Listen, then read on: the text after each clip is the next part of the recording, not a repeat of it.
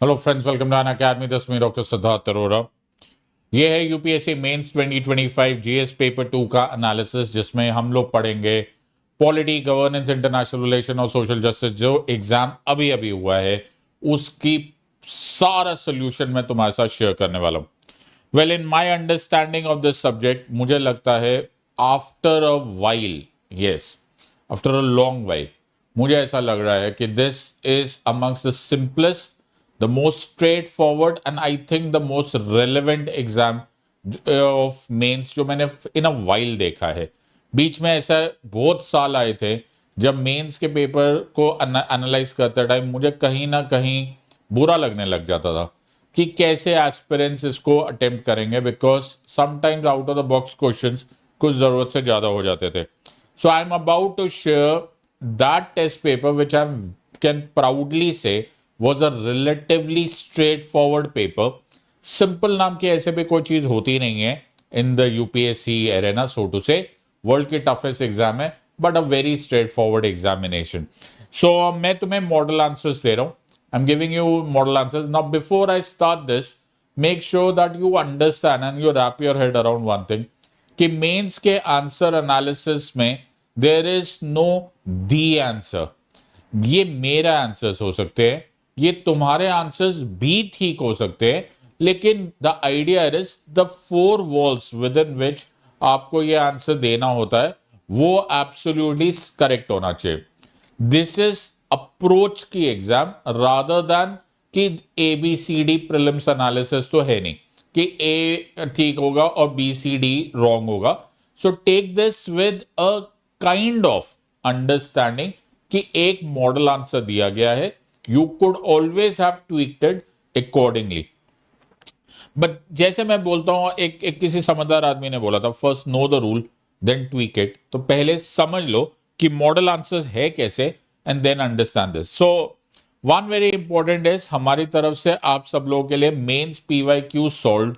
आपको पूरी booklet free of cost दी जा रही है 2013 से लेकर 2024 तक। The link is in the description. Download it, keep it for yourself. I guess this should be a very good opportunity. आपको सारे के सारे आंसर्स समझ में आने लग जाएंगे, how to take that approach, and I think this will go a long way. Also very important announcement for all of you. हमारे साथ अगर आप ज्वाइन करना चाहते हो तो 19,999 प्लस 12 मंथ का एक्सटेंशन है। 2 years और अबव सब्सक्रिप्शन लोगे तो मेंस का रेजिडेंशियल प्रोग्राम तुम्हारे लिए फ्री ऑफ कॉस्ट है। You want to join this, please remember the code SIDLIVE, SIDLIVE, and I'll be happy to teach you. Let's get down to the business of understanding the 2025 के सारे question. 20 question है polity, governance, international relations and social justice के लिए। थोड़ा सा brace yourself for a long video, because मैं इसमें कुछ वीडियोस में कुछ क्वेश्चंस में एटलीस्ट लॉन्ग एक्सप्लेनेशन देना चाहता हूं। तो you should be able to understand this, and this will also help you understand some very important concepts. तो जो लोग नया स्टार्ट कर रहे हैं वो भी इसको ज्वाइन करें और समझने की कोशिश करो कि एक्चुअली सब्जेक्ट है क्या। Can we go to the first question first? So the first question here is, I am just leaving you with the question. पहला क्वेश्चन है, discuss the corrupt practices for the purpose of the representation of people's act 1951. Analyze whether the increase in the assets of the legislators and or their associates disproportionate to their known sources of income would constitute undue influence and consequently a corrupt practice. 150 words दिया गया। Now before we go ahead, इसके कुछ keywords, कुछ key ingredients पकड़ लेते। So first of all, get this picture clear. Representation of People's Act of 1951 is the foundational law around which we are going to conduct the free, fair and regular elections. Article 324 to 329 of the Constitution, that is part 15 of the Constitution, में Article 324 बोलता है that the superintendent's direction and control, the keywords are superintendent's direction and control of the electoral as well as the preparation of the electoral roll of 4 types of election: parliament, state legislature, president and vice president shall be vested in a commission which is called as election commission. यहां तक picture सबको clear है. Now the point here is कि मैं जब इस तरह का इलेक्शंस के लिए बोल देता हूं, एक कमीशन बना देता हूं which is superintendent's direction and control over the electoral process, the idea is these are very big words. How do I implement it on the ground? To implement it on the ground, parliament ने दो laws बनाए. एक law को बोला गया representation of people's act of 1950 और दूसरे law को बोला गया representation of people's act of 1951. Representation of people's act of 1950 practically prepare कर रहा है the ground work for the conduct of elections, while representation of people's act of 1951 वो actual conduct of elections करते हैं. इसीलिए आप में से बहुत सारे लोगों को representation of people's act of 1951 ज्यादा पता है as opposed to representation of people's act of 1950. Any which ways representation of people's act of 1951 में एक सेक्शन है जिसे section 123 of representation of people's act of 1951 बोला जाता है. सेक्शन 123 में वेरियस सब क्लॉजेस में the word that is used is corrupt practices.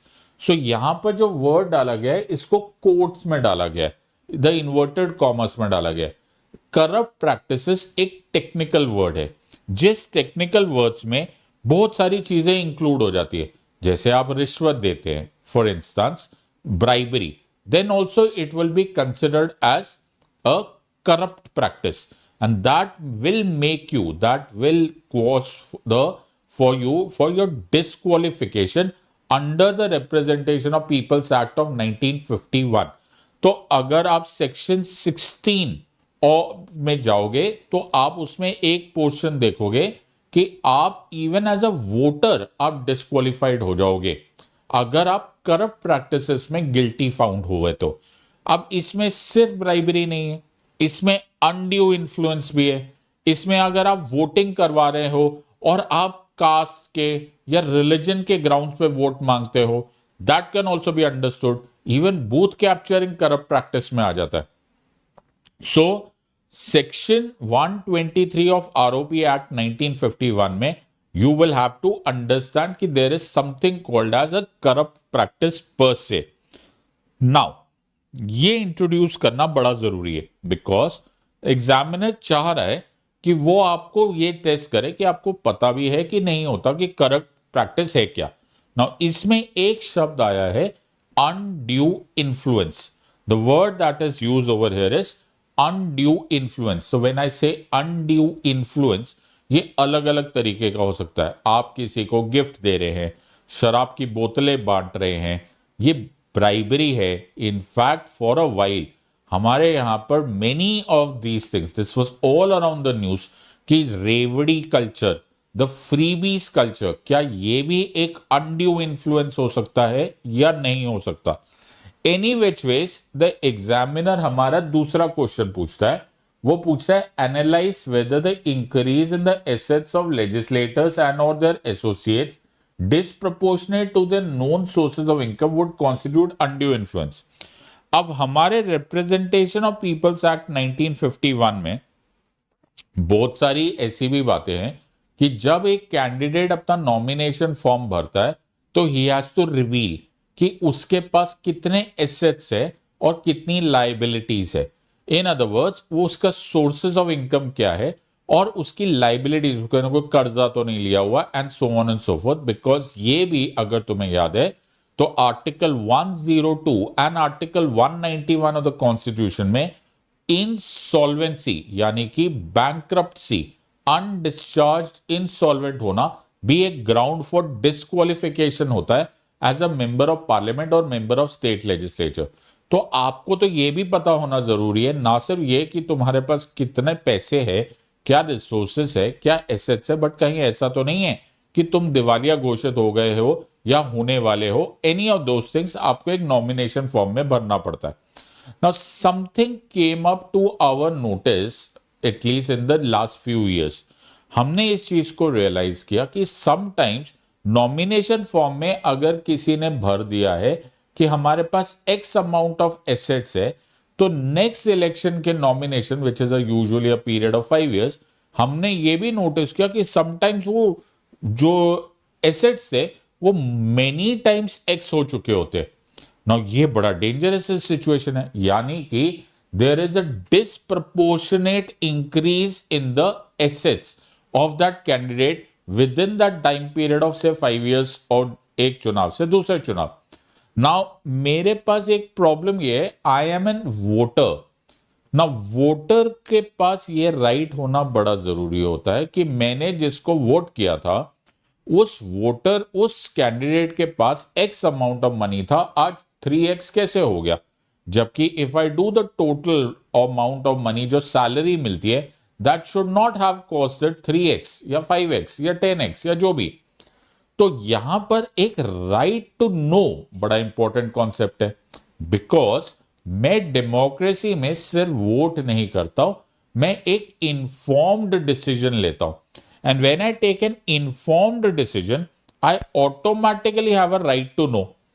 और अगर ये राइट टू नो है तो फिर मुझे ये भी पता होना चाहिए कि ये पैसे कहां से आए, एंड नॉट ओनली कि ये कैंडिडेट के पास आए, कभी कभी कैंडिडेट के पैसे वुड बी अंडरस्टूड भी, वो इस तरह से भी बताया जा सकता है कि मेरे स्पाउस के पैसे है या मेरे नियर एंड डियर वन के पैसे है।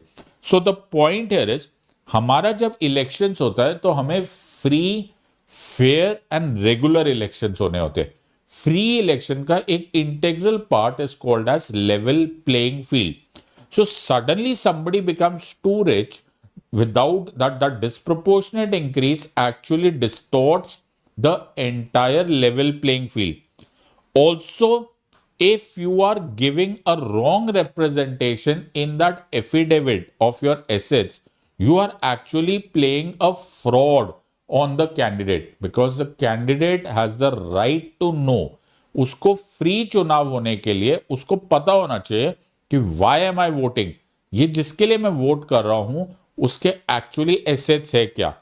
ऑल्सो इंपॉर्टेंट बात यहां पर है कि मनी अपने आप में मसल होता है, अपने आप में एक ताकत होती है।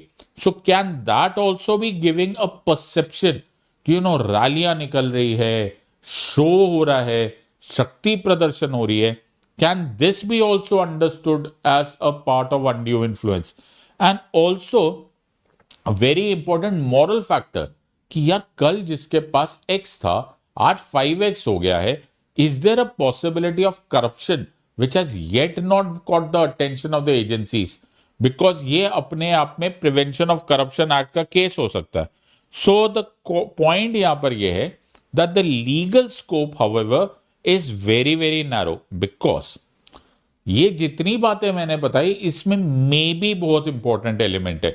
सो लोक प्रहरी केस था, एक बड़ा फेमस केस था, which was the 2018 supreme court case, जिसमें बोले सुप्रीम कोर्ट कि यस डिस्प्रपोर्शनेट एसेट्स बढ़ जाते हैं, डिस्प्रपोर्शनेट x से 5x हो गया, तो क्या ये एक्चुअली अनड्यू इन्फ्लुएंस माना जाएगा या नहीं माना जाएगा? It can not be one size fits all. You have to check out कि क्या वो डिस्प्रपोर्शनेट एसेट क्या तुम पर एक अनड्यू इन्फ्लुएंस ऑन वोटर्स लगा रहा है या फिर नहीं लगा रहा है। अगर नहीं लग रहा है तो पर से उसको आप करप्ट प्रैक्टिसेस में नहीं डाल सकते। On there are other respites, there are other remedies available to it, and that other remedies are the ones which are provided under statutory law of Prevention of Corruption Act of 1988. So the point here is, इसको बहुत ध्यान से आपको वो fine line draw करना बड़ा जरूरी है कि yes corruption is wrong, लेकिन corruption in governance का ऑटोमेटिकली इंप्लीकेशन इलेक्टोरल ऑफेंस नहीं हो सकता। This was held in the Rajbala case and it was very clear. तो when you write an answer you can not jump to the conclusion, you will have to understand कि yes corruption के हमें लग रहे हैं आसार, लेकिन उसका ऑटोमेटिक मतलब करप्ट प्रैक्टिसेस में नहीं हो सकता। उसका ऑटोमेटिक मतलब अनड्यू इन्फ्लुएंस नहीं हो सकता. This has been held by the Supreme Court in a plethora of judgments which varies from lok prahari case to all the way till rajbala case, or rather to vice versa. So you have to understand this. So आप corrupt practice समझाइए, आप undue influence समझाइए, आप corruption और electoral offense को distinguish कीजिए. Don't jump to conclusions. Examiner को एक balance point of view चाहिए होता है. So हमें representation of People's Act of 1951 का एक पर्पस समझ में आना चाहिए कि हमको समझना है कि इलेक्टोरल लॉस को करप्शन लॉस के साथ मर्ज किया जाए. हमको और प्रोविजंस पॉसिबल है. We can ask this question. तुम्हारे पास डिस्क्लोजर के और मैकेनिज्म्स होते हैं. This is the job of the Election Commission of India. So you can not take a theory and tweak it to adjust according to what you want to do. In fact एक right to privacy का भी concept आ जाता है. In this sense, and this was recently in the news, कि अगर आप किसी candidate से एसेट्स की उसकी पूरा ब्यौरा मांगते हो तो वो कौन से एसेट्स के ब्यौरा मांग रहे हो, what details are you summoning. क्या आप छोटी से छोटी बात से पूछ सकते हो कि तुमने ये शर्ट कहां से खरीदी या तुमने ये घड़ी कहां से ली. There has to be a fine line and a thin red line rather, where transparency एक तरफ है और राइट टू प्राइवेसी का ब्रीच दूसरी तरफ है. तो just because you are a public representative does not mean that you are not an individual और a citizen of this country whose fundamental rights are equally precious as your and mine. तो when you write an answer, तुम 4-5 अलग अलग aspects पर surround कर रहे हो. 150 words, you can actually write so many things together. I hope मैंने तुम्हारे मॉडल आंसर्स दे दिए. And let's now jump to question number 2. We have 20 questions, so not all questions require all that detail, but we will discuss as many as possible. Question number 2 पढ़िए. Comment on the need of the administrative tribunals as compared to the court system. Assess the impact of the recent tribunal reforms through the rationalization of tribunals made in 2021. This is also a 150 words question. So you will have to kind of go back to the history of formation of tribunals.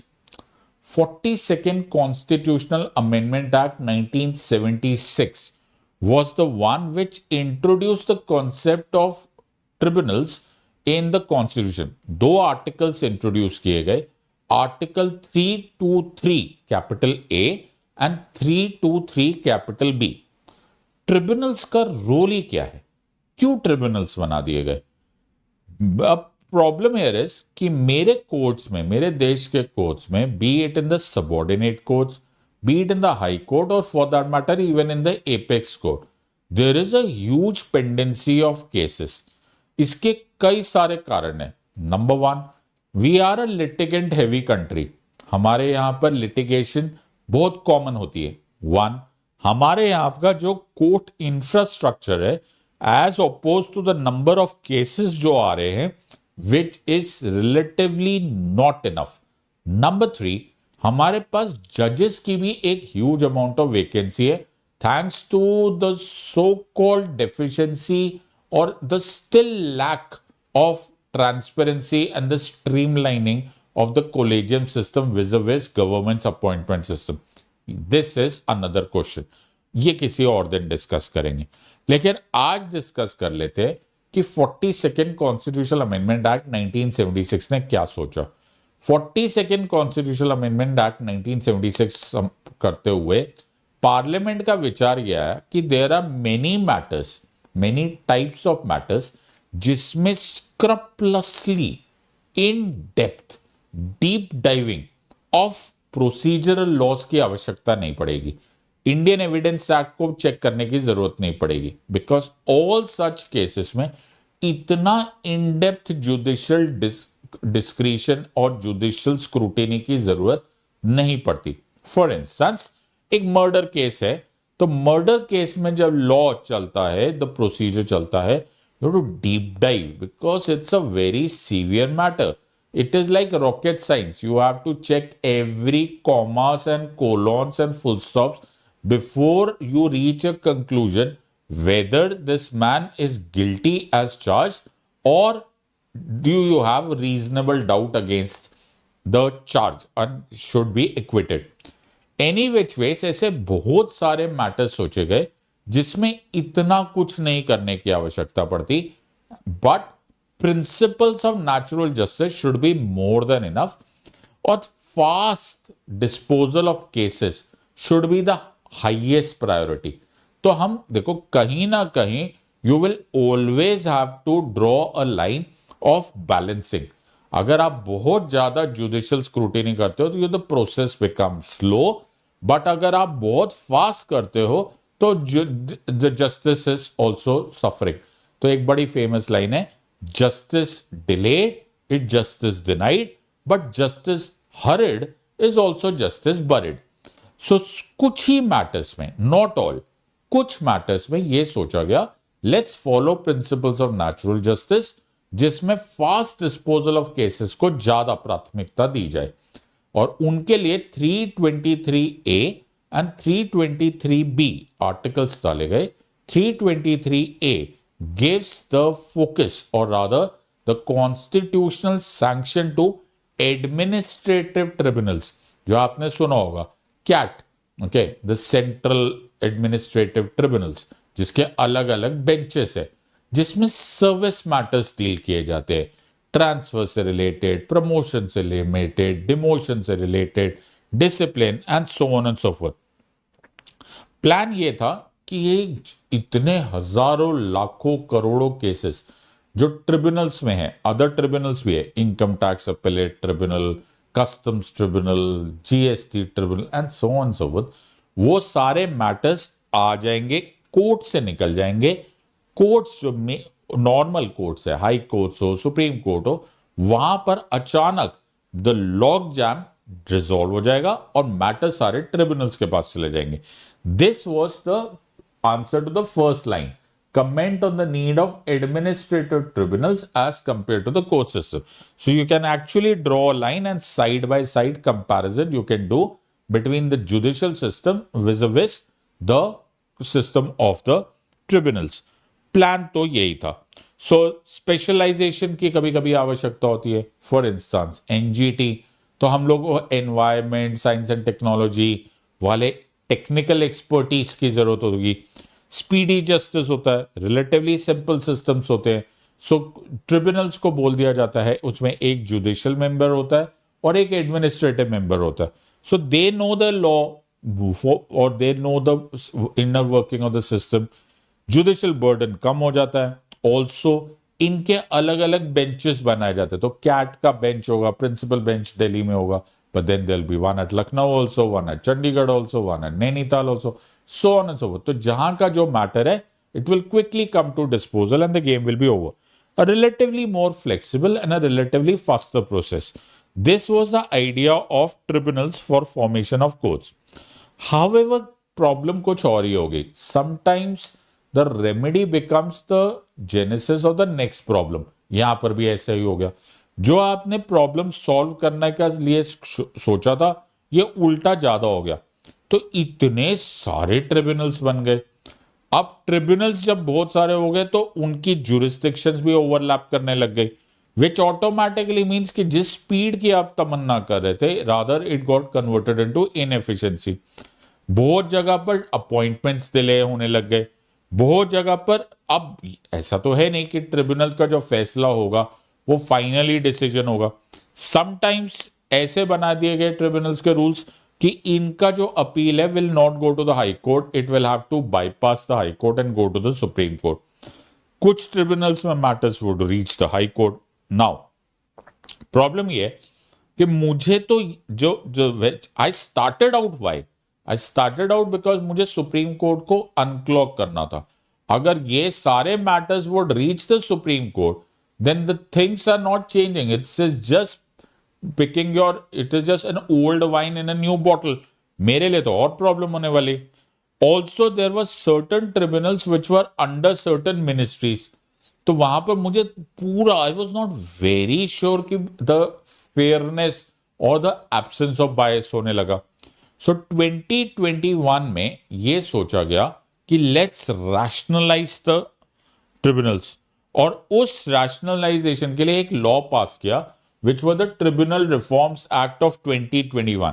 सबसे पहले तो कुछ tribunals को हमेशा के लिए हटा दिया गया. Some things like film certification के लिए, एयरपोर्ट इकोनॉमिक रेगुलेटर्स के लिए, इनको हटा दिया गया. We already had a truck load of tribunals, we kind of reduce it.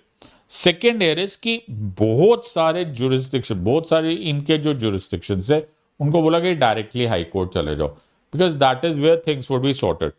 Also there was a non uniformity of tribunals. कहीं पर किसी का टर्म कितना है, यहां central government decided no, we are going to be fixing कि किसका term कितना होगा, चेयरमैन कौन सी एज तक रहेगा, and so on and so fourth. And also the appointments इतना आर्बिट्ररी जो लगता था, ऐसा लगता था कि यार ये जिसके मन में आया उसको चेयरपर्सन या मेंबर बना दिया जाता है. The central government said no, appointment के साथ there has to be a search cum selection process. In other words there is going to be more effort put to ensure कि tribunals do their job as is required.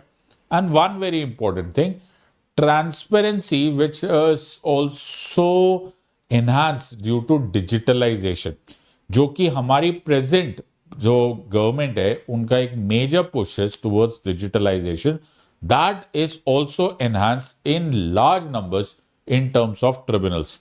So in a way ऐसा लग रहा है, at least it is a step in a correct direction, कि जिस फायदे के लिए ट्रिब्यूनल्स को एनहांस किया गया था वो फायदा वापस रिटेन हो जाए. And this is the law that is है. सो स्ट्रीमलाइनिंग हो जाएगा, जल्दी से जस्टिस मिल जाएगा, हाई कोर्ट्स को बर्डनिंग की प्रॉब्लम कम हो जाएगा. हाई कोर्ट्स जहां पर कंट्रोल की जरूरत है वहां पर हाई कोर्ट्स के पास कंट्रोल हो जाएगा. एटलीस्ट सुप्रीम कोर्ट के ऊपर बर्डनिंग कम हो जाएगी, ट्रांसपेरेंसी आ जाएगी. This is also an interesting part. So the point here is कि हमने हाई कोर्ट को तो डाल दिया, कहीं ऐसा ना हो जाए कि हम लोग सुप्रीम कोर्ट को अनबर्डन करने के चक्कर में हाई कोर्ट को और बर्डन कर रहे हैं. Because this was the original thought process at the 42nd constitutional amendment act 1976. जो ट्रिब्यूनल्स अबॉलिश हुए हैं, they will certainly lose the advantage of which was the original फायदे. The advantages was that there will be a technical person, there will be somebody who will be specialized in a particular field. वो सब जा चुका होगा. So like any other thing in polity and governance, अगर आप कोई चीज एक चेंज करते हो तो certainly it starts affecting the other one. So yes, there are advantages, but then there are certain disadvantages also. You can merge both of them and you can also draw a line, or rather conclude both of them, summarize. Yes, these are the positives, these are the negatives. With the ones which I told you are positives, merge it and leave it to the examiner. This is more of a factual question rather than you deep diving into any concept, because इसमें कुछ गलत नहीं है. It is just another attempt to improve the judicial system. Let's look at question number 3. Compare and contrast the president's power to pardon in India and in USA. Are there any limits to it in both the countries? What are preemptive pardons? Answer in 150 words. I am very proud to say that we at Unacademy, am I allowed to praise myself? We actually deep dived into this topic and I'm very happy. All my students would be very, very proud to answer these questions. Now, why was UPSC asking this question? UPSC asked this questions probably in the light of two news items. One news item which emanated from United States of America, wherein Donald Trump decided to pardon several accused and the ones who were on trial or sometimes even convicted. And the second here is a question that is being raised in India many a times, especially after the Perari-Valan case, as to should or should not the president pardon? If yes, then what is the timeline, and so on and so forth. So let's deep dive into it and first try and understand this. So first let's try and understand the relevant law. Insofar as India ke president is concerned, he gets the pardoning powers under Article 72 of the Constitution. Also, just as a rebuttal, or rather just as a subsequent fact, Article 161 gives similar powers to the governor of the state. Insofar as the American president is concerned, Article 2, Section 2 of the Constitution of USA provides the president such powers.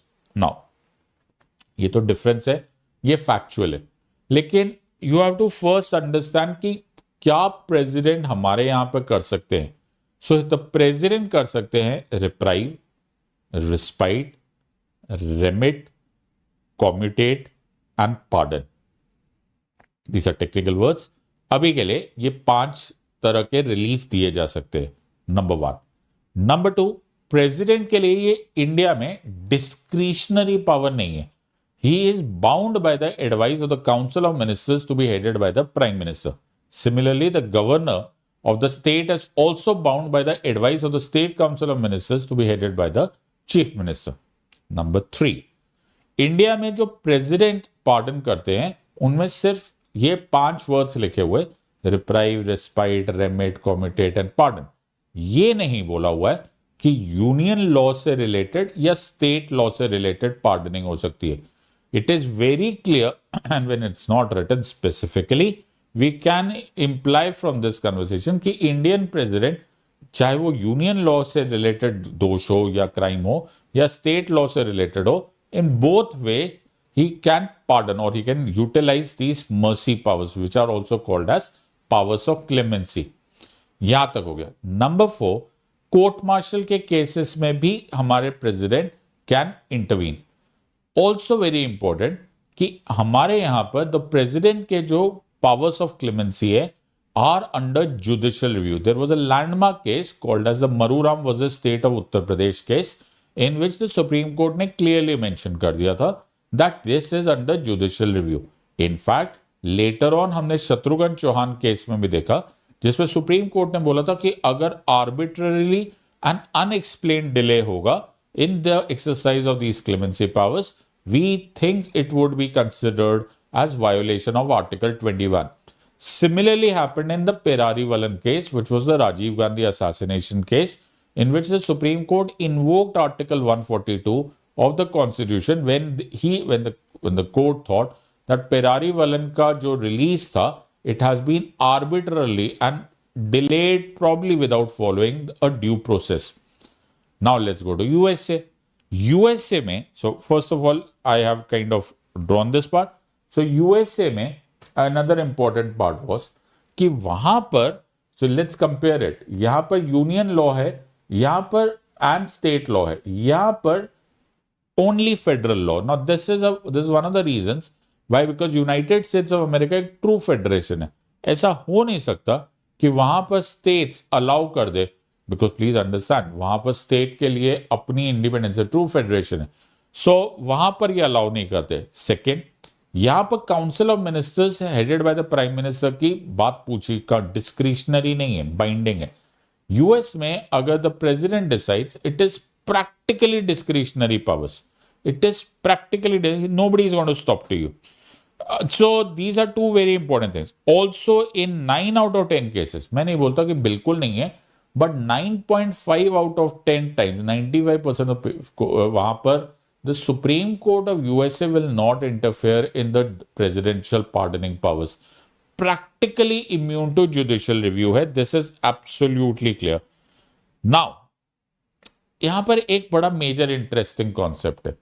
If I look at the President of India, the President of India will exercise his clemency powers, one, upon your application, and the second, rather the petition, and the second here is that after आपके सारा scope of judicial system खत्म हो चुका है. So, आप lower court में convict हुए, आप हाई कोर्ट में अपील हार गए, you go to the Supreme Court में रिव्यू भी हार गए, then you go to the curative petition which was after the Ashok Kumar Hurra case. ये सब कुछ होने के बाद द स्कोप और the path opens towards the president और द गवर्नर. लेकिन यूएस में एक बड़ा इंटरेस्टिंग कॉन्सेप्ट है, that is the pardon can be also granted even before the conviction और ट्रायल. मतलब अभी तो ट्रायल भी नहीं हुआ खत्म, अभी तो कन्विक्शन तो दूर की बात है, अभी तो सजा भी नहीं सुनाई गई, but pre-emptive word suggest that the president can give pardon even without trial or even without conviction. This was a very interesting case, and a very famous case was when President Richard Nixon of the United States of America was about to face trial in what is popularly or infamously known as the Watergate scandal. The next president, Gerald Ford, he allowed preemptive pardon in a sense that President Nixon had not even undergone the trial or conviction and Ford let him go. ऐसा India में मुमकिन नहीं है. India में, as I told you, it is post facto. Once it happens, then a petition is filed, and also in this case, the president will not take a decision on his own. It will be a decision by the Prime Minister and the Council of Ministers, which will go and become binding on the president. So, in a way, a very beautiful mixture. It actually is a reflection of the different types of polity which India has as vis-a-vis USA. USA में power of pardon is completely showing executive supremacy. In India, the power of pardon is also reflective of the component of the combination of parliamentary democracy and judicial review. So it is very important. See, every polity, every government structure functions according to what its constitution allows or does not allow. So ये बहुत factual question था, but a very interesting question because it was all around the news, and that is why probably UPSC decided to ask. Can we go to question number 4? Discuss the nature of Jammu and Kashmir Legislative Assembly after the Jammu and Kashmir Reorganization Act of 2019. Briefly describe the powers and functions of the Assembly of the Union Territory of Jammu and Kashmir. Again, 150 words. I was waiting for this question for a while because 5th August 2019, when Article 370 was read down, if not abrogated, at that time, I was wondering when would the political dust settle enough that UPSC would dare to ask, in the lack of a better word, dare to ask a politically sensitive question such as this. But now that this is hardly that kind of political sensitivity, it does not touch the raw nerves. We have had this question now. So first of all, pay close attention that yes, on 31st October 2019, Jammu and Kashmir Reorganization Act 2019 was enforced, dividing the erstwhile Jammu and Kashmir state into two parts. Union Territory of Jammu and Kashmir with a Legislative Assembly, Union Territory of Ladakh without a Legislative Assembly. Now, where would we be drawing a line? Because when I said Union Territory of Jammu and Kashmir with a Legislative Assembly, it reminds me of another example, and that example is Delhi or Puducherry. Let's first distinguish, are we closer to Delhi in terms of Jammu and Kashmir or to Puducherry? Please keep yourself closer to Puducherry because deal with Article 239 capital A. Delhi has a very different special status. It comes from 69th Constitutional Amendment Act 1991, wherein there were two articles which are operating in terms of the National Capital Territory of Delhi. One is Article 239AA and the other one is 239AB. Insofar as Puducherry is concerned, and therefore subsequently Jammu and Kashmir comes into the same picture, that is Article 239 capital A. So in a way this is Delhi and Puducherry, but then you have to kind of mix up both of them. So the number of seats, 114, 90 elected plus nominated. Tenure would be 5 years. All right. Earlier, I hope you remember the erstwhile Jammu and Kashmir had 6 years. Status is, yes, you have certain powers, but reduced powers. The LG is the one who looks after a couple of things in terms of public order, in terms of the police, and also anti-corruption powers.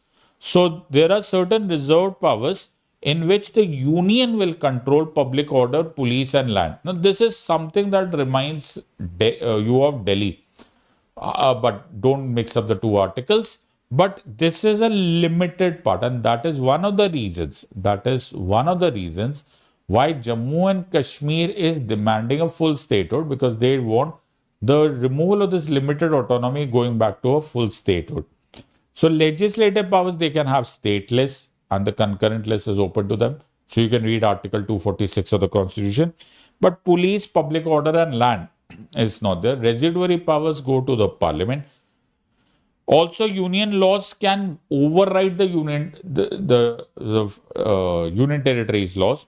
Financial powers, yes, you can pass the money laws, the taxation, but there are certain limits, because money bills will require a prior approval by the LG. So this is primarily a summarization. You can actually read Jammu and Kashmir Reorganization Act of 2019, and it's practically a no-brainer that you start summarizing the entire act.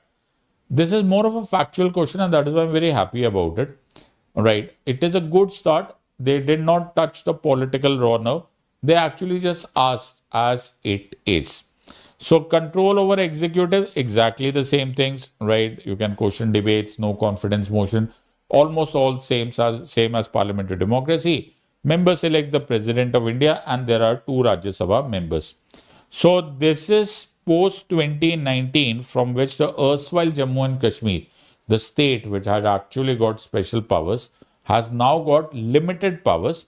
And let's see how things turn out in the future, because we will always have to balance, on the one hand, between local democracy and the concept of federalism vis-a-vis the national security. I think this was the simplest question, in case you would know the facts. Let's look at question number 5. Very simple question.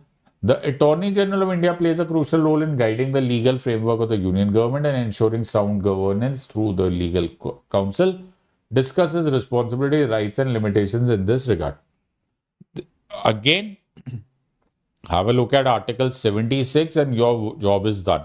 You are sailing home. Article 76 allows for a union executive. Attorney General of India comes under the category of a union executive.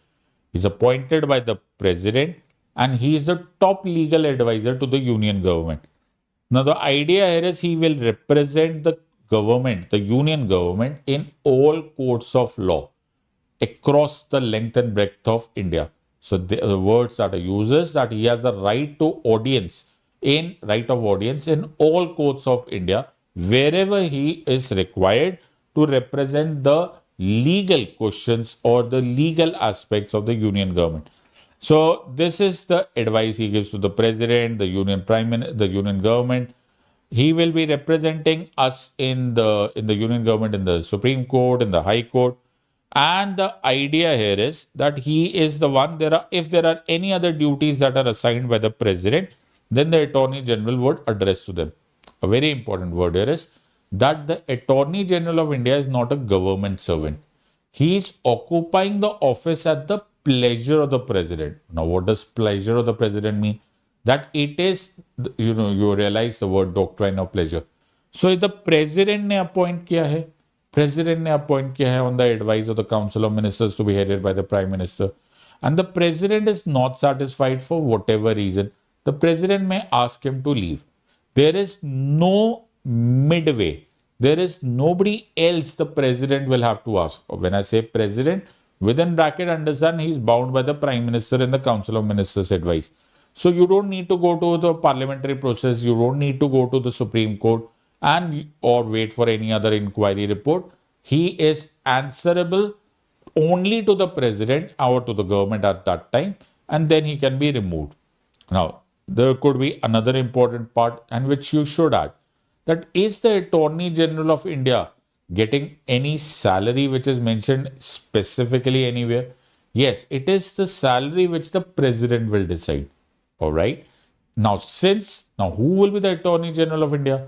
An Attorney General of India would be somebody who will have all the qualifications of becoming a judge of the Supreme Court, which automatically implies that he is a senior advocate. Now, once a senior advocate is coming to serve the union government on the doctrine of pleasure, is he allowed to continue his private practice? The answer is yes, but there is a condition, And that condition here is that he cannot be in conflict of interest. So if there is something which is his private practice is coming in conflict with his duties as the Attorney General, he cannot take that case, he cannot take that brief in his private lawyer's capacity. So please remember, as I told you, he's not a government servant, private practice restrictions, right? So that's the entire context. And he does not have, now this is also very interesting.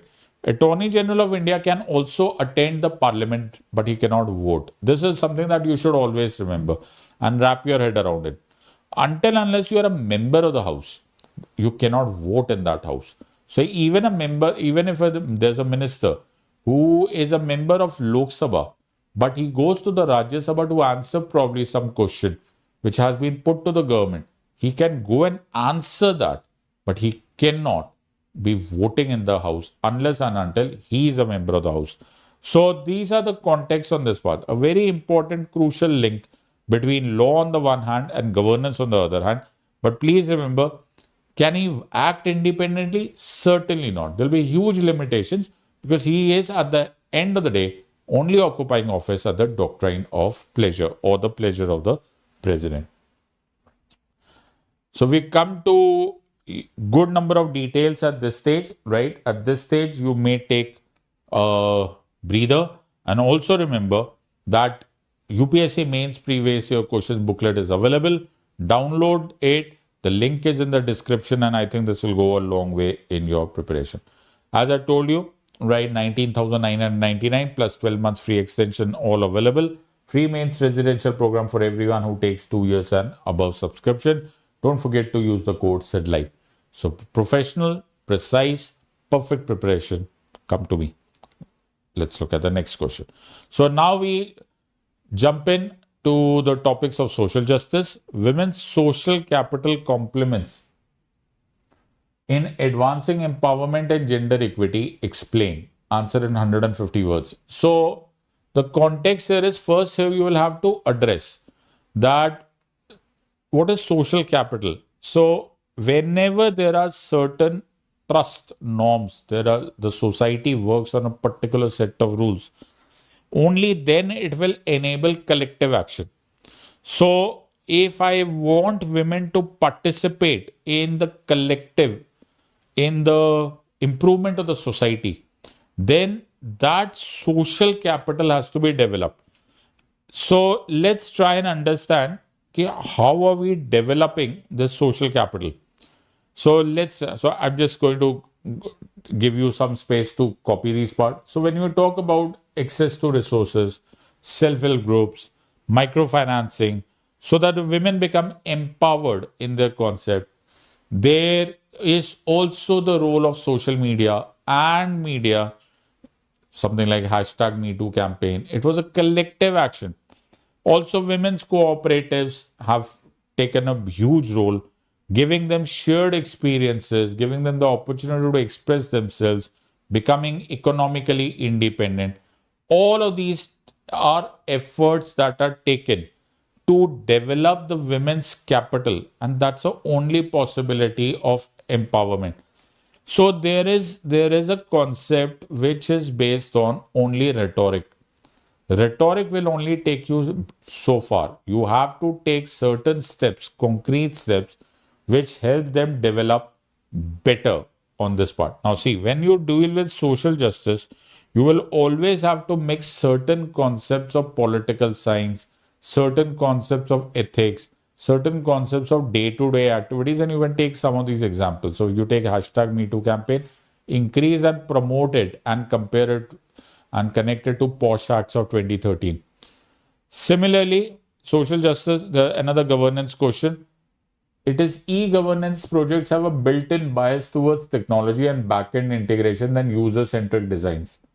Now, before you answer this question, I need to give you a premise, and I need to give you a premise with an example. So let's say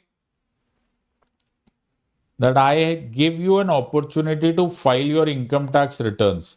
Oh, think about it, right? I'm giving you an easy example, then and only then you will understand this. I give you an example. I give you an opportunity to file your income tax returns or say GST returns online. Now, when you go on the online portal, it is crucial that yes, there is a technology. Yes, there is a data integration. But are you aware and are you capable of handling that?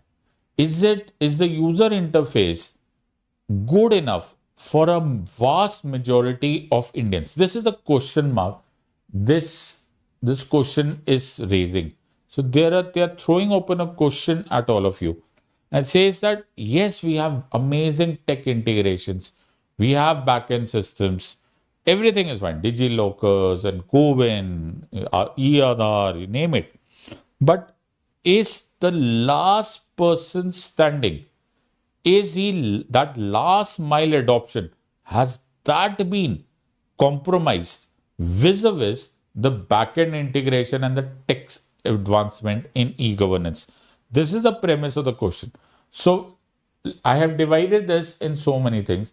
So let's say tech priority. So we have infrastructure, we have Aadhaar integration, but then we see multiple places where biometrics are used, biometric failure happens. So what happens? The genuine people who need to get the advantages through that online mechanism will not get it. Also, sometimes the user experience is absolutely ignored. If you, as I gave you the example of GST portals, IT portals, Umang, e-Sanjeevani, it is, you can actually make out that the user experience is secondary as opposed to probably the efficiency of the tech that is functioning. Also, many women, elderly, rural population, most of them have been very severely affected. On the one hand, you know that yes, there is an internet way of dealing with things. Yes, there are online portals, but they are not aware of internet. How does internet use enhance? Because they have been recently exposed to internet. And also very important that there is a generation gap also. A younger generation person would be able to take upon or adopt technology far better than somebody who missed out this or probably is in his 60s or 70s. So they may start losing out on great opportunities. So the idea is, how do you conclude it? You have to balance the tech and the user needs. Make it so streamlined, make it so simple that the one who is the last mile adopter should be able to utilize it. Make it on a user-centric design and measure it not on the basis of how much data that online portal has generated or that app is generating, but check whether there is a measurable objective ease of transaction. Very specific answering, very unnecessarily rhetoric or emotion is not required in this question. Let's look at question number 8. Again, a very simple question. The CSOs, the civil society organizations, are often perceived as being anti-state actors than non-state actors. Do you agree? And justify. Answer in 150 words. So when I say NGOs, when I say the groups which are related to human rights or which are related to, say, even advocacy, Lok Praharis and so on and so forth, many a times the idea here is that every time the state comes up with a policy or some plan, more often than not, we see public interest litigations, we see dharnas, we see write-ups in the media. It has started giving us a perception कि जैसे ही state कुछ करेगा, there would be these organizations which will come up in arms and they will be at loggerheads with the state. ये लग रहा है कि नहीं? This is the premise of the question. The premise of the question is कि ये non-state actors होने चाहिए थे. Let me explain this to you. When we understand democracy, modern democracy में, it was clearly mentioned and it was clearly understood कि modern democracy में सिर्फ government does not play a part, citizens per also have to participate.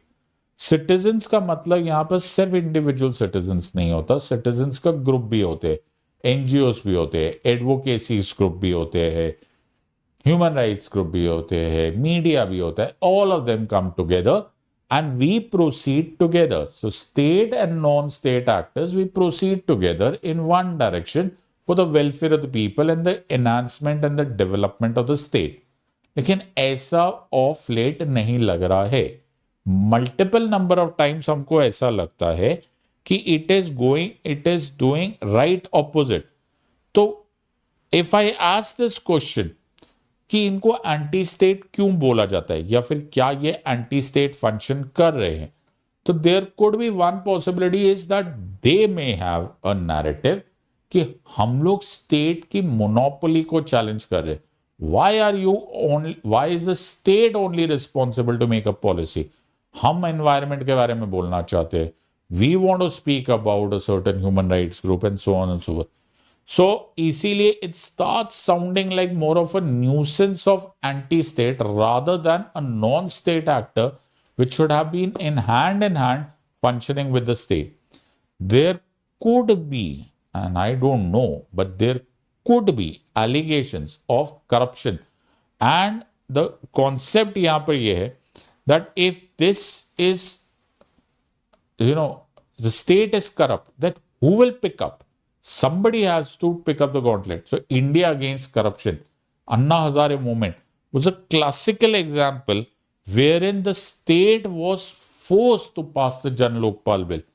So the context here is this, but however, in certain places, we have seen that they have been non-state. So for example, Seva, Pratham, Akshay Patra, flagship programs, the Poshan Abhiyan, also the RTI Acts. Many acts have been passed, disability acts. Now the recent, if you notice, the animal rights activists, the stray dog incident in Delhi, that entire thing was picked up by animal rights activists, the PETAs and everyone. They picked up, and finally the Supreme Court reversed, at least revised its decision. So is it possible? Yes, it is possible. But it has to be understood where it is non-state but in direction of the betterment of the state, and where is it anti-state. So very simple example, you could have given many examples of this and you could have answered this. Let's jump into international relation. A very straightforward question. I don't even know how simple could this question be. There's hardly any thought process. This is just fact throwing at you. India-Africa digital partnership is an achieving mutual respect, co-development, long-term institutional partnerships elaborate. I am very happy with the UPSC asking these questions. There is zero challenge in these questions. So here you go back into history, connect the Africa relationship to India right from the independence. So 1947 onwards, India has been trying to. So first concept of Jawaharlal Nehru as the Prime Minister was Asian resurgence. So even before our independence, we launched or we hosted what is called as the Asian Relations Conference. Nehruji realized that we should expand not only in Asia, but also in our neighborhood and then later on in the world around. So then 1954 was the Colombo Conference, which didn't turn out as well as we could have hoped. Then happened the Bandung Conference. The Bandung Conference, at that time, the Indonesian Premier Sukarno suggested that why are we thinking only in terms of Asia? Let's think in terms of South solidarity. And Bandung Conference 1955 turned out to be what is called as the first Afro-Asian Conference, because in a way Asia and Africa were victims of colonization. We had very similar problems of building a state, poverty, there were civil wars around, there was gender inequality, social justice was a problem, development was a major key issue. So Afro-Asian Conference of Bandung, that was the place where third world, the term third world came up. And from Bandung Conference, when 10 principles were adopted, these were the ones which were also adopted in what is called as the non-aligned movement. In the non-aligned movement, which started in 61 in Yugoslavia, in Belgrade, it was Africans who joined us shoulder to shoulder and gave us a considerable clout in terms of numbers. So gradually now the concept here is that Africa is that continent whose time is come or is coming. Back in the day, Africa was, the dark continent, not doing very well economically. So India and Africa kind of worked in that direction as if we are the donor and they are the recipient. No longer the case. Now with renewed interest in the economics and the development of Africa, we've kind of had co-development concept here. And that is why we are dealing with the digital transformative policy. So herein we'll see many examples like mutual respect of Pan-African network, E-Vidya Bharati. You could give 100 examples.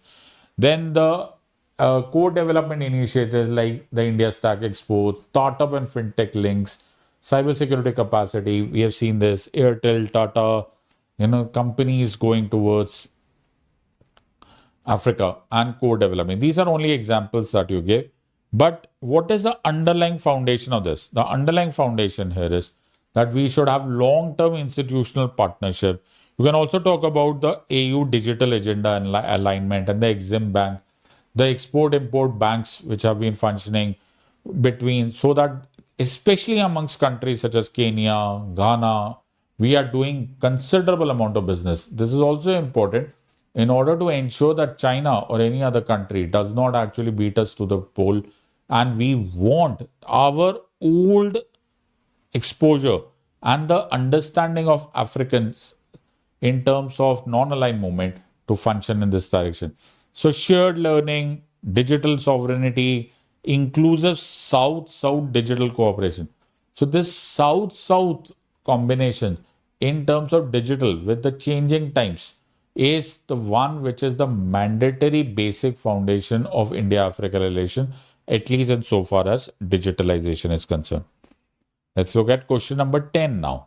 With the waning of globalization, post-Cold War is becoming a site of sovereign nationalism. Now, first of all, why post-Cold War era is so crucial? So post-Cold War, now first of all, 1991 is that watershed event when the Cold War era, which already started 1945 all the way till 1991, the erstwhile USSR disintegrated practically overnight.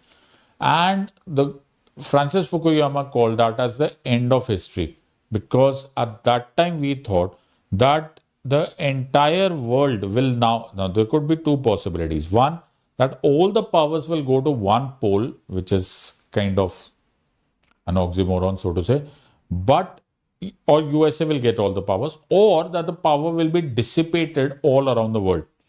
So we had initially thought, now all of these things coincided with the formation of WTO, globalization, everything happened. However, gradually especially recently, what has happened is that many of these countries, including the United States of America, with that slogan sounds very good, make America great again. But actually, what is it showing? It is showing the retreat of the United States of America into a period of isolation. Way back they had done this, right? The Monroe Doctrine, they had done this. They had done this just close to the advent of Nazis. And both of the times they went into what is called as protectionism. That is called as beggar thy neighbor policy.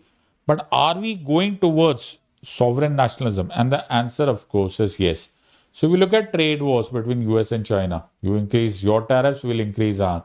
Then the supply chain nationalism, even related to vaccines, semiconductors, friendshoring, all of this. You must have read about this.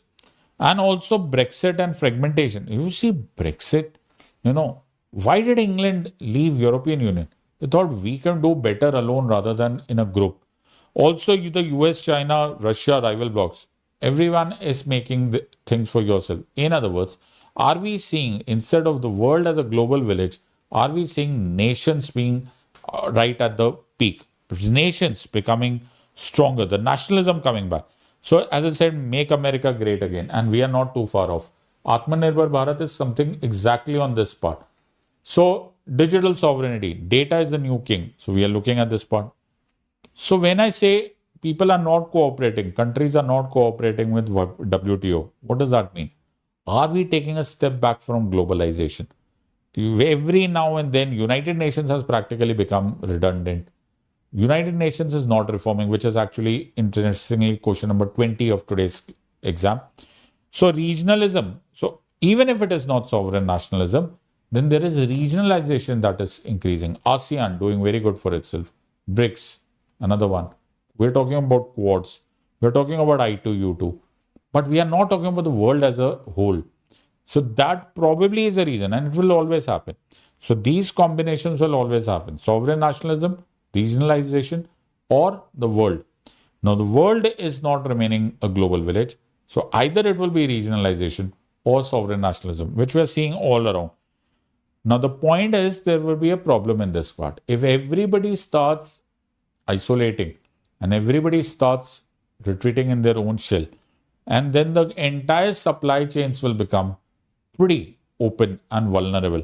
We don't want this. So we need countries to cooperate. There are many issues. See, it's very difficult to go back to a situation wherein we were kind of habituated to a global village, to global supply chains, the patency of countries cooperating with one another, complex interdynamics. We were used to it. For a while this has happened. But after the Ukraine war, the COVID pandemic, the Gaza conflict, the Syria conflict, USA adopting MAGA, that is Make America Great Again, India talking about Atmanirbhar Bharat, US and China in a tariff conflict or loggerheads with one another, will or can we operate without the functioning of or without the cooperation of all the countries in terms of climate changes, in terms of pandemics, if God forbid something happens in the future? Where is the world headed? So this is a very important question mark, and we have to race to this part. Let's look at question number 11. Constitutional morality is a fulcrum which acts as the essential check upon the high functionaries and citizens alike. In view of the above observation of the Supreme Court, explain the concept of constitutional morality. There was a Greek philosopher called as Grote. Grote gave the concept of constitutional morality. What does actually constitutional morality say? See, Baba Saheb, Dr. Ambedkar was a big follower of constitutional morality. What does constitutional morality essentially imply? Constitutional morality says that when it comes to what is right and wrong, when it says who's right and who's wrong, what is good and what is bad, just hear the Constitution. The Constitution was made by some very intelligent people who were well-meaning, who sat down for 2 years, 11 months and 18 days, decided upon the groundwork, decided upon the ground rules, decided upon the foundational law of the land. They've already taken a call. They've already decided this is right, this is wrong, this is our aim, this is not, this is our objective, this is not, this is the nature of India, this is not. You cannot compensate, you cannot exchange that thought process of constitutional morality with something now which could be your morality, which could be my morality, which could be a social morality, which could be a community morality, which could be a caste morality, which could be a religious morality. That will send in a mayhem. That will throw India into a chaos. So the Constitution is the custodian of the Supreme Court is the custodian of the Constitution of India. But in a way, what? In a way, they are the custodian of constitutional morality. So when I say, for instance, the Sabarimala case, what was the basis of Supreme Court's judgment? They said, probably, religion does not allow, or a temple does not allow a woman to enter the sanctum sanctorum. But it is inequality, and inequality would not pass the judicial muster in case it is violating constitutional morality. You may be right. The religion may be right. That is what you feel. But the Constitution does not feel. And because the constitution does not feel so, the morality does not allow this, we will not allow this to happen. Plethora of judgments, Keshavananda Bharati, NJAC judgments, judicial supremacy, K.V. Raswamy case, all of them reflect that let's follow the constitutional morality. This is one of those topics. This is one of those topics wherein judicial activism comes into the picture, where judicial overreach sometimes is the blame on the courts. And the concept here is that there is no particular definition of constitutional morality, because words such as justice, liberty, equality, fraternity, secularism, all of these are open to interpretation, and interpretation by a judge. So case to case basis. So there are schools of thought which would say, well, you say that this is not justice, but who is to say that this is not justice? In the sense that justice is an open interpretation. You can write a 1,000-page book on justice, and a subjective interpretation by a judge, can it replace timeless wisdom? Something that was available, or that was occurring even before the constitution came into force. So it's a very difficult topic and a very interesting topic. You could have written an essay on this part. So it is a compass. In a good sense, it is a compass that protects the independence while demanding accountability, reforms, and transparency are the key. I am not saying constitutional morality is without its fair share of criticism. There is certain criticism, and there is lots of it actually. But then you have to write this part. Question number 12. I think this should be an offshoot of the question. The Indian Constitution has conferred the amending power on the ordinary legislative institutions with few procedural hurdles. In view of this statement, examine the procedure and substantive limitations on the amending power of Parliament to change the Constitution. So, yes, when you define the Constitution of India, it is divided into rigid and flexible. Rigid, are those examples which we adopted from United States of America. Very difficult to change the Constitution. They require ratification by 3/4 of the states and so on and so forth. As opposed to that, United Kingdom, like an ordinary parliamentary law, they can amend the entire Constitution. So there is hardly any problem in terms of United Kingdom. In India, it is a very difficult process. You know that a normal constitutional amendment will require 2/3 majority of present and voting plus absolute majority. This is very difficult. There are certain tough varieties, quote unquote, tough varieties. The rigid varieties, you will not only have to require to be passed by the parliament, you will also have to send it to the state. At least 50% of the states must ratify. That is, they must pass that in their respective Vidhan Sabhas by 50% or simple majority. So the context here is, yes, there are certain procedural limitations also. And also remember that both the states, Lok Sabha, or both the houses, Lok Sabha and Rajya Sabha, must pass it separately. There cannot be any referendum unlike countries such as Switzerland. And also the president's role is hardly there.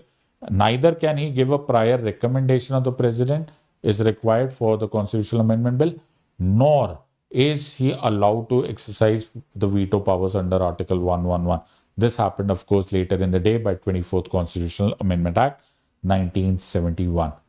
So there are substantive limitations also. After the basic structure doctrine, which was given in the Keshavananda Bharati case, the Constitution can be amended to do n number of things, but it cannot, under any circumstances, violate the things which have been, or the elements that have been included as a part of the basic structure of the Constitution.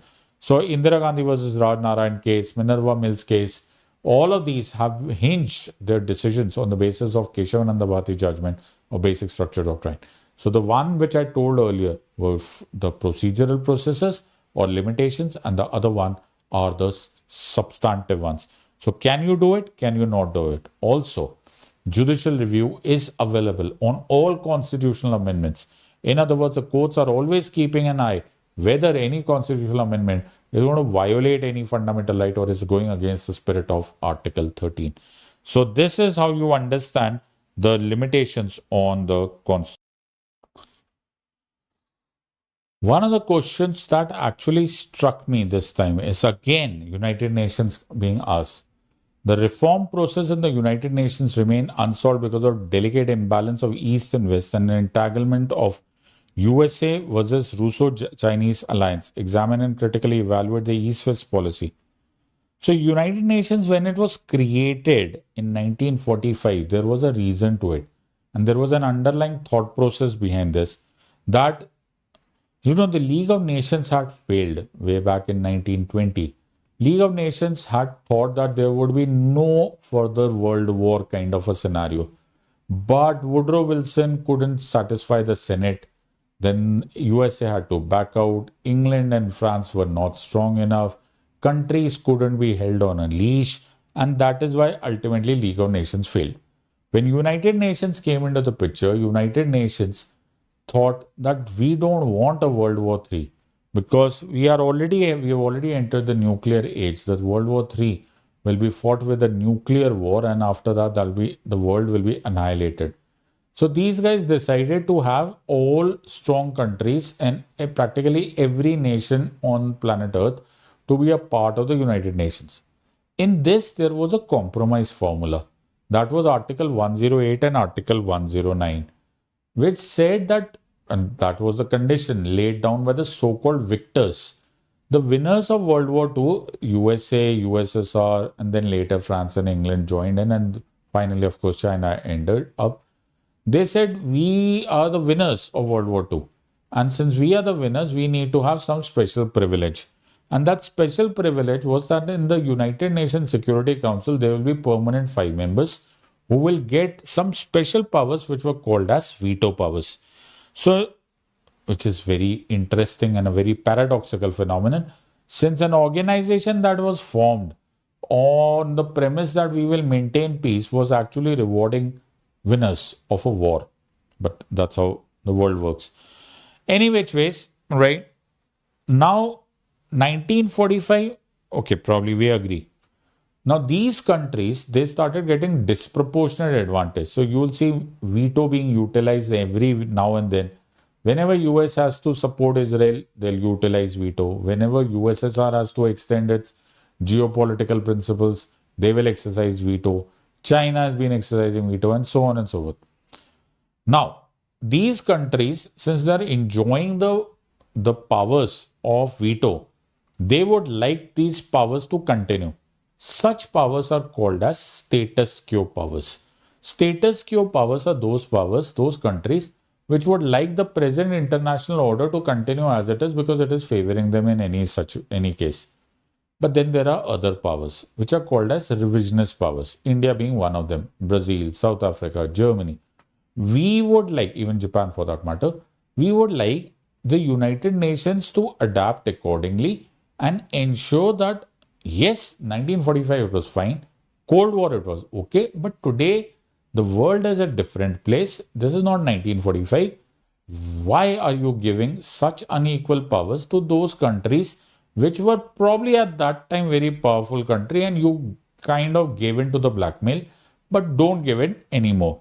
So these status quo and powers are now between them. Now there's another problem. So on the one hand are status quo versus revisionist powers. Now let's look at the fault lines between the status quo powers themselves. So we divide it into East and West. Now the West, that is the US led West, France and England also. Now they are always in the scope of, in the name of, although they keep speaking about liberalism, they keep speaking about spread of democracy, but it is more of rhetorics. So they want to expand. Ukraine was a classical example. And on the east side are Russia and China, which realize that our sovereignty is at risk in case West extends towards east. So they want to maintain their veto powers to maintain their so-called sovereignty and the non-interference concept, which is firmly based because they know that if West extends, then they are in trouble. So we have seen quite a few things. So India's stand is that unless you don't reform, there is no relevance. United Nations will lose its relevance. And in fact, Dr. Jaishankar has used many times a word, and that has been very often quoted in media, and that word is that this is a old boys club. They don't want to change. This is not acceptable. So United Nations Security Council, which on the one hand speaks about that they are here to maintain peace, have actually failed to prevent some very major armed conflicts. In fact, after post-COVID era also, Gaza being a case, Iran also now being a case, Ukraine, and so on and so on. And in fact, terrorism, global terrorism, which is increasing. So these reforms are not going anywhere. So the way forward is that you limit veto, make responsibility. Even if you veto, then utilize it in only certain circumstances. Global South solidarity is very important. Also, that you should expand the United Nations Security Council, give P5, apart from P5, other countries the veto powers. In other words, democratization of United Nations Security Council is the one very important element in this part. Else it will lose relevance. It will become another US dominated organization, which is not the need of the hour. The need of the hour, the need of the 21st century is something which is an absolutely active, reformed United Nations.